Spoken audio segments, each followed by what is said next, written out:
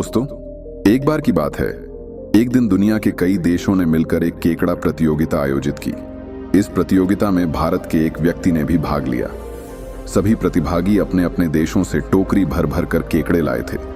प्रतियोगिता की शर्त यह थी कि टोकरी का ढक्कन खोलना है और जब केकड़े बाहर निकलने की कोशिश करेंगे तो उन्हें फिर से टोकरी में डालना है। जिसका सबसे ज्यादा केकड़े टोकरी में रहेंगे वही विजेता होगा। प्रतियोगिता शुरू हुई और सभी देशों के लोग अपनी अपनी टोकरी के ढक्कन खोलने लगे।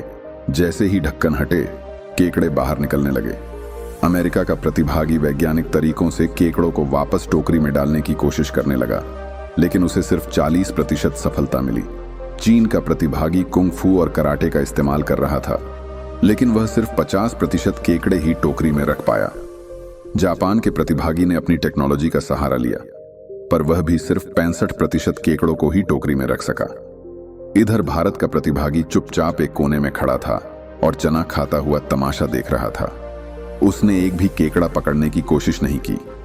जैसे जैसे समय खत्म होने लगा, सभी लोग नतीजों का इंतजार करने लगे। जब परिणाम घोषित हुए तो सभी हैरान रह गए, क्योंकि प्रतियोगिता का विजेता भारत का वह व्यक्ति था जिसने कुछ भी नहीं किया था। एक रिपोर्टर दौड़कर उस भारतीय व्यक्ति के पास गया और उससे पूछा, आपने तो टोकरी का ढक्कन खोला था, लेकिन आपने कुछ किया नहीं, फिर भी आप जीत गए। इसका क्या कारण है?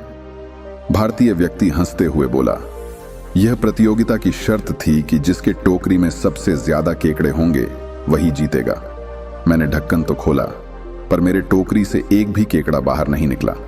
रिपोर्टर ने हैरानी से पूछा, लेकिन आपके केकड़े बाहर क्यों नहीं निकले? व्यक्ति ने मुस्कुराते हुए कहा, क्योंकि भारतीय केकड़ू बहुत अजीब होते हैं। जब भी एक केकड़ा ऊपर चढ़ने की कोशिश करता है तो दूसरा केकड़ा उसकी टांग खींच लेता है और उसे नीचे गिरा देता है। इसलिए मेरे सारे केकड़े टोकरी के अंदर ही रह गए और मैं जीत गया। दोस्तों, हमारी सोसाइटी भी इन केकड़ों जैसी हो गई है। जब भी हम कुछ बड़ा करने की कोशिश करते हैं या सफलता की ओर बढ़ते हैं तो कुछ लोग हमें नीचे खींचने लगते हैं। जब आप किसी से अपने बड़े सपने शेयर करेंगे तो वे आपको हतोत्साहित करेंगे और कहेंगे कि यह संभव नहीं है।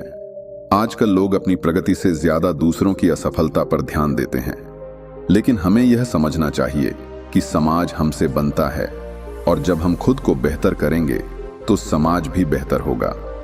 हमें दूसरों की टांग खींचने के बजाय खुद को और दूसरों को आगे बढ़ाने की कोशिश करनी चाहिए। अगर हम भारत को बदलना चाहते हैं तो हमें पहले खुद को बदलना होगा। कुछ लोग आपके आत्मविश्वास को तोड़ने की कोशिश करेंगे, लेकिन आपको अपने आत्मविश्वास को बनाए रखना है। उनके नकारात्मक शब्दों से प्रभावित न हो, बल्कि अपनी मेहनत से आगे बढ़ते रहें। आखिर में मैं आपसे बस यही कहना चाहूंगा, टांग खींचना बंद करें और भारत को खुशहाल बनाएं। दोस्तों, अगर आपको इस कहानी से सीख मिली हो तो कृपया इसे दूसरों के साथ शेयर जरूर करें और वीडियो अच्छी लगी हो तो लाइक करें। और इसी तरह की कहानी सुनने के लिए स्टोरी मोटिव यूट्यूब चैनल को सब्सक्राइब करें। तो फिर मिलेंगे ऐसी ही एक नई कहानी के साथ, एक मैसेज के साथ। तब तक आप अपना ख्याल रखिए।